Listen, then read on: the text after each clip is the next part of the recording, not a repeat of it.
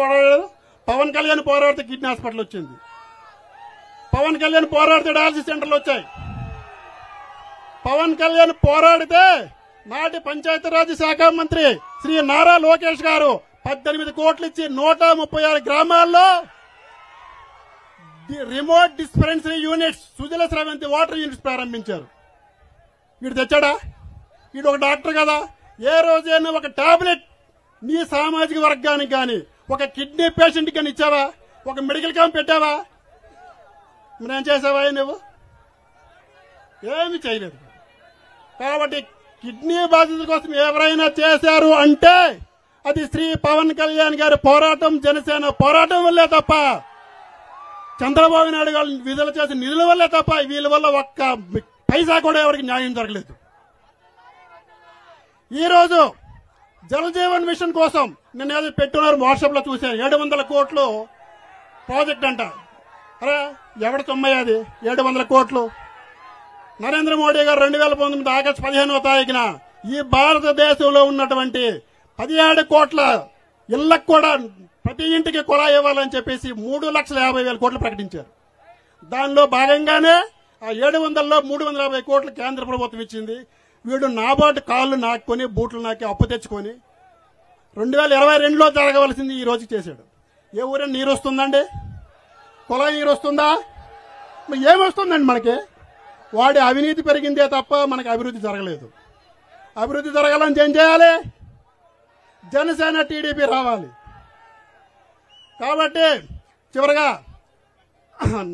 పెద్దలుగా విన్నవించుకున్నది, వాళ్ళ నాన్న వేసిన పునాదిరాయి ఆఫ్షోర్ రిజర్వాయరు, ఆయన పాదయాత్ర చేసినట్టు నా కళ్ళ వెంబడి నీరు వచ్చింది అన్నాడు. ఆ కళ్ళ నీరుతో కూడా మన పొలం తడవలే జగన్మోహన్ రెడ్డి నీళ్లు. కాబట్టి మన ప్రభుత్వం వచ్చిన వెంటనే ఏదైతే అసంపూర్తిగా ఉన్న జలాశయాలు ఏవైతే ఉన్నాయో, ఆఫ్షోర్ గాని లొత్తూరు గాని, ఈ రెండు కూడా పూర్తి చేసి ఈ ప్రాంతం సస్యశ్యామలం చేయడానికి మీరు కంకణబద్దులు అవుతారని మీకు విన్నవించుకుంటున్నాను.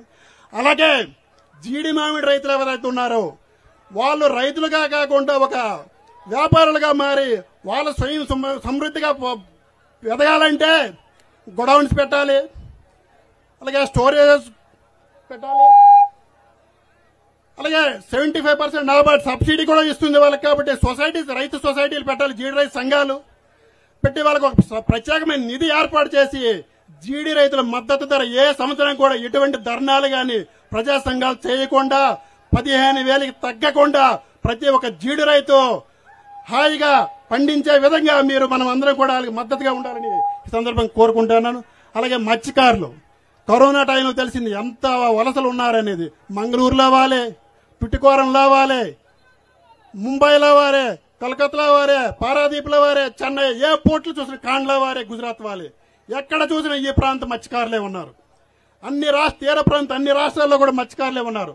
వాళ్ళందరూ కూడా వలసలను క్రమక్రమంగా తగ్గించి మనం వాళ్ళకి ఇక్కడ ఉపాధి కల్పించి విశాఖపట్నం నుంచి పారాదీప్ వరకు ఒక ఈస్ట్ కోర్ కారిడార్ నిర్మించి వాళ్ళ యొక్క మత్స్య సంపదని అమ్ముకోవడానికి మనం దోహదపడాలని ఈ సందర్భంగా మిమ్మల్ని కోరుకుంటూ ఈ అవకాశం ఇచ్చిన అందరికి కూడా ధన్యవాదాలు తెలుపుకుంటూ జై పవన్ కళ్యాణ్, జై పవన్ కళ్యాణ్, జై పవన్ కళ్యాణ్, జై జనసేన, జై జనసేన, జై టీడీపీ, జై చంద్రబాబు నాయుడు గారు, జై నారా లోకేష్ గారు, జై హింద్.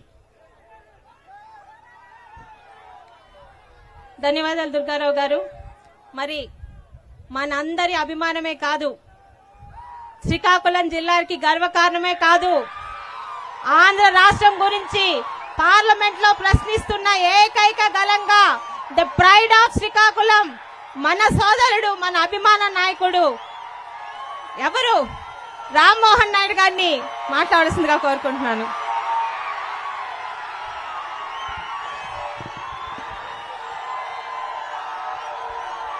సభాధ్యక్షులు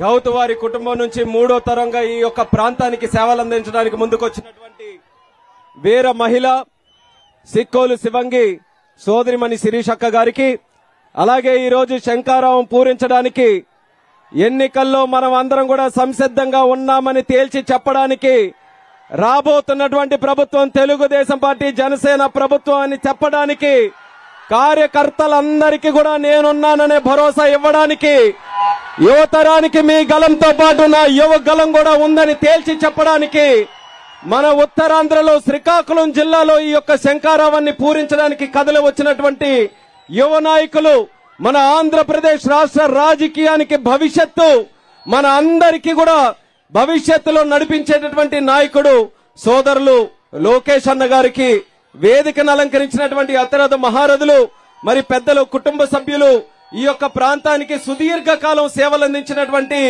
మహానాయకులు శివాజీ పెదనాన్న గారికి, అలాగే మన శ్రీకాకుళం తెలుగుదేశం పార్టీ అధ్యక్షులు కోన రవికుమార్ గారికి, అలాగే మన ఎమ్మెల్సీ గారు చిరంజీవి గారికి, జనసేన జిల్లా అధ్యక్షులు చంద్రమోహన్ గారికి, అలాగే జనసేన పలాస అధ్యక్షులైనటువంటి దుర్గారావు గారికి, మరి వీళ్ళంటే కంటే ముఖ్యమైనటువంటి మా యొక్క తెలుగుదేశం పార్టీ కార్యకర్త సోదర సోదరీమణులకి, జనసేన కార్యకర్తలకి, పలాస నియోజకవర్గ నలుమూలల నుంచి కూడా ఈ యొక్క కార్యక్రమాన్ని విజయవంతం చేయడానికి కదలి వచ్చినటువంటి ప్రతి ఒక్కరికి కూడా నా హృదయపూర్వకమైనటువంటి నమస్కారాలు తెలియజేసుకుంటున్నాను.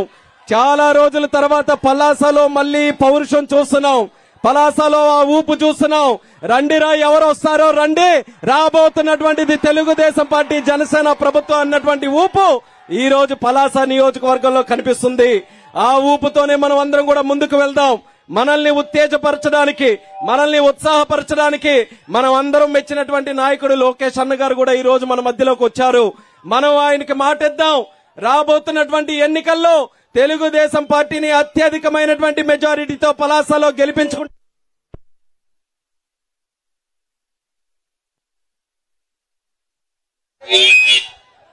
గెలిపించుకుంటామనే మాట మనమందరం కూడా ఈ సభ ద్వారా మనం అందించాలి. ఎందుకనంటే 5 సంవత్సరాలు ఈ జగన్మోహన్ రెడ్డి